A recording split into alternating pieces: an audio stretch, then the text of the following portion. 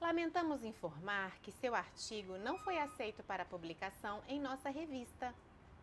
Quem nunca?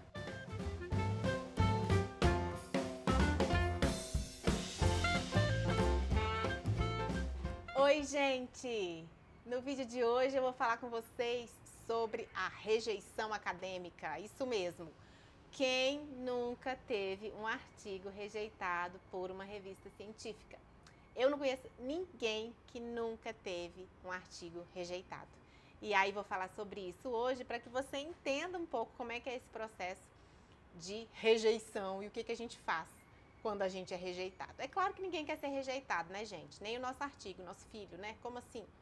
Mas tudo tem um porquê e a gente tem que aprender a fazer desse limãozinho que é a rejeição uma limonada bem gostosa, quem sabe até uma caipirinha, tá bem?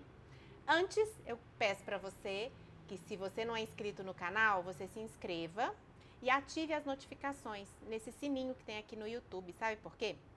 Se você não fizer isso, você não vai ser avisado quando os novos conteúdos forem ao ar. Também te peço que curta esse vídeo e compartilhe para aquela pessoa que foi rejeitada recentemente, que você sabe. Não compartilha com aquela que foi rejeitada amorosamente não, tá? É só a rejeição acadêmica que a gente está tratando aqui. Bom, então, o que a gente faz? O que você tem que ter na cabeça é que o processo de revisão por pares, ele é longo, ele pode ser demorado e, por vezes, aquela espera de 6 meses para o seu artigo ser revisto pelo parecerista, culmina com um caloroso não. Não vamos publicar o seu artigo na revista. Isso faz parte, pessoal. Assim, todas as revistas têm um processo bem criterioso na hora de selecionar seus pareceristas e também que elas prezam para que esses pareceristas também sejam criteriosos na hora de colocar os artigos para dentro da revista. Então, o que você vai fazer? Que é super importante que você faça. A primeira coisa, mandou um artigo para uma revista hoje, você tem que ficar atento ao seu e-mail, porque tem algumas revistas que de cara já negam o seu artigo. O editor já leu o resumo e já percebe que não tem nada a ver com aquela revista, aquele artigo. E aí você vai receber, em um prazo de 1 a 2 semanas, já essa devolutiva dizendo que o artigo não será avaliado pelos pareceristas daquela revista. É para você ficar triste? Não. Na verdade, é para você pensar onde foi que você errou, meu querido. Sabe por quê? Porque será que você realmente conhecia aquela revista, entendia que aquela revista tinha uma pegada, né, tinha um tema que era relacionado com o tema do seu artigo? Não é porque a revista é muito boa, pontua muito, meu orientador sempre publica nela, que aquele tema do seu artigo vai caber naquela revista, entendeu? Então, se você já teve essa negativa de cara, reveja o seu processo de escolha de revistas, ok? Isso já aconteceu comigo também, super normal, ninguém morre por causa disso, tá bom? Aí você vai procurar uma outra revista, claro. Procurou outra revista, em um prazo de 15 dias, em média, se você não receber nenhum retorno, é sinal de que os pareceristas, seu artigo foi para os pareceristas. E aí, o que eu te aconselho? Todo mês entrar no site lá onde você fez a submissão para verificar o andamento da sua submissão. Porque às vezes o e-mail da revista vai para a caixa de spam, às vezes vai direto para o lixo e você nem vai ficar sabendo. Fica lá o artigo parado um tempão, porque você deu bobeira, né? Ficou lá, tipo, igual um jacu, esqueceu de olhar, por exemplo, o e-mail e aí não recebeu o e-mail dizendo que o seu artigo foi negado. Então, você tem que estar atento a isso, tá bom? Ninguém vai fazer isso por você. É você, primeiro autor do artigo, tá bom? Não espere que seu orientador faça. Então, aí foi para os pareceristas, né?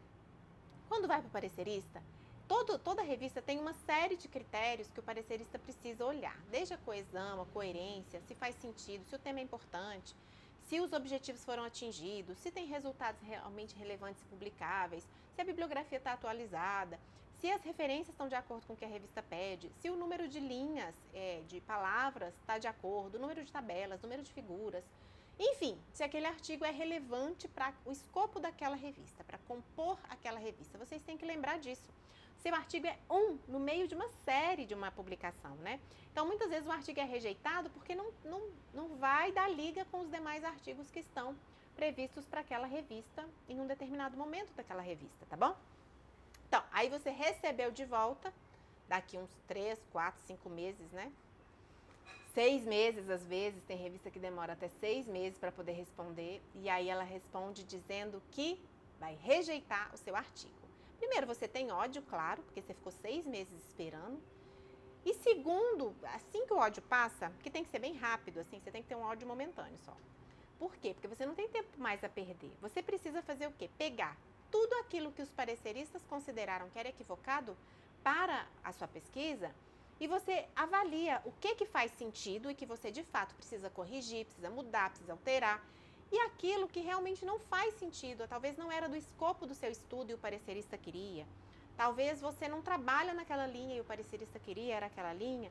Você faz o quê? Você mexe no seu texto, elabora ele de novo, já atento a esses outros olhares que viram o artigo. Geralmente as revistas enviam para 2 ou 3 pareceristas. Então você tem pelo menos 2 olhares diferentes em cima do seu texto, o que é muito bom. E aí você escreve de novo para uma outra revista, você manda para uma outra revista. Um texto mais elaborado, mais interessante, que já passou por uma avaliação. Então, quando eu falo que você precisa pegar esse limão, que é a rejeição, e fazer uma limonada, é nesse sentido. Você entender que alguém que é mais graduado que você, perdeu o tempo dele, perdeu não, né? Gastou o tempo dele olhando para o seu texto e verificando que tinha algumas falhas ali e que essas falhas poderiam ser corrigidas. Muitas vezes a revista ela não rejeita de cara. Ela vai simplesmente dizer que você precisa adequar algumas coisas e reenviar para os pareceristas. Faça isso. Geralmente as revistas dão até 15 dias para você poder fazer. Ai, mas estou de férias. Ai, mas estou cansada. Ai, mas não tenho tempo para isso. Então você não entendeu o sentido da vida acadêmica.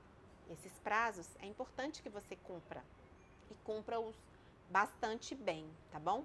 Porque se você não cumpre os prazos, o seu artigo acaba indo para outra edição, por exemplo. Tem algumas revistas que elas têm até um prazo, que se você não mandar em tanto tempo, eles arquivam a publicação. E aí, para você publicar nela de novo, aquele mesmo texto, ele vai ter que ser ressubmetido para novos pareceristas, então não vale a pena, tá bom? Então, a moral da história, não perca a oportunidade de publicação só porque uma revista negou o seu trabalho. Vá atrás de outras revistas. Eu já dei aqui, eu vou deixar aqui o link do meu vídeo onde eu falo sobre como é o processo de submissão de revistas científicas, então não vou falar disso aqui hoje. Também já fiz um outro vídeo sobre como escrever o artigo científico, que eu também vou deixar aqui. E aí, se você quiser, só clicar lá e vai acessar esse vídeo, que é um dos vídeos mais vistos do canal. O que é importante você entender? Só ter cuidado de, nessa coisa de buscar uma outra revista, não cair numa revista predatória, que são essas revistas que até mandam convites para você por e-mail, dizendo que viram o título do seu trabalho e consideraram super relevante, te convidando para publicar. Você só tem que pagar uma taxa de tipo R$2.000. Enfim, são revistas que ninguém lê, são revistas que não têm credibilidade nenhuma. Então, cuidado com isso, tá bom? Não significa que você vai baixar o seu ponto de corte em relação às revistas. Tanto não tem credibilidade, quanto tu pode pagar para aparecer lá. Exatamente, mas na verdade, Nicolas, acontece o seguinte. Tem algumas revistas que têm muita credibilidade e que pedem um valor para a publicação para elas conseguirem manter as tarefas editoriais, né? De editoração, manter o site no ar, esse tipo de coisa. Não é dessas que eu tô falando, eu tô falando dessas que são predatórias mesmo. Você vai ver, é tipo assim, Journal of... Tipo assim, são nomes estranhos. Bendito tabloide. São sites esquisitos, enfim. E geralmente eles vão até você. Geralmente o processo de publicação não é assim, é a gente que vai atrás da revista e não o contrário, tá bom? O que mais que falta eu contar pra vocês, gente? Não precisa nem cortar isso, tá? Porque como tá meio que um bate-papo aqui. Ah, não, eu queria contar uns exemplos pra vocês de vezes que eu já tive artigo negado. Ó, uma vez eu tive um artigo negado, que quando eu recebi o retorno da revista, a revista mandou só pra um parecerista, e aí se eu achei assim, mandou só pra um. E esse um, ele descascou de uma maneira tão assim, rude, em palavras tão rudes, o meu texto, que eu falei, se eu não tivesse a cabeça bem boa, eu tinha até sentado e chorado. Mas não, eu li aquilo e falei, caraca, tipo um pé na porta, sabe? Um chute no estômago, foi o que eu recebi. Mas, o que eu fiz? Eu olhei algumas coisas que ele falou não faziam o menor sentido, porque não eram do escopo da minha pesquisa. Aí eu simplesmente ignorei isso, melhorei, fiz outras coisas, botei para uma outra revista que tinha o mesmo qualis dessa e o meu artigo foi publicado. Obrigado, Deus, tudo certo. Uma outra vez, o que aconteceu? O parecerista queria que eu alterasse a minha coleta de dados. Queria que eu trabalhasse com uma amostra mais atualizada na visão dele. Mas vejam só, a minha amostra era de 2015 a 2017. E a gente estava em 2018. Uma amostra mais atualizada não daria tempo de eu analisar, entenderam? Tipo assim, se eu peguei a amostra de 2015 a 2017, eu tive 2018 para analisar. Como é que eu vou, em 2018, pegar uma amostra de 2018 e analisar? Nas condições que eu tinha de trabalho para essa pesquisa, eu não conseguiria fazer. E aí, o que eu fiz? Eu ignorei esse pedaço. Eu falei, gente, não faz o menor sentido. Como é que eu vou... E essa questão... E era em uma... A minha amostra foi feita com base em uma epidemia que aconteceu nesse período. Então, eu precisava trabalhar com esse período. Enfim, para vocês verem que, às vezes, o parecerista fala coisas também que não fazem muito sentido. Mas que para ele fez sentido, né? Então, é isso que você tem que ver. Tá ok? Deixa eu ver se tem mais alguma coisa. Por fim. Por fim, vocês têm que saber que nenhum parecerista quer te ferrar, porque ele nem sabe que você é você, entendeu? As revistas sérias, elas têm um processo de revisão duplo cego, ou seja, você não sabe quem é o parecerista que te avaliou, você só sabe quem é o editor, e o parecerista também não sabe quem são os autores daquele texto.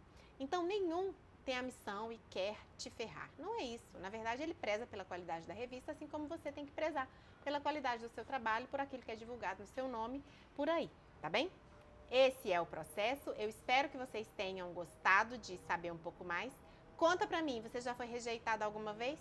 Bota aqui, escreve aqui nos comentários.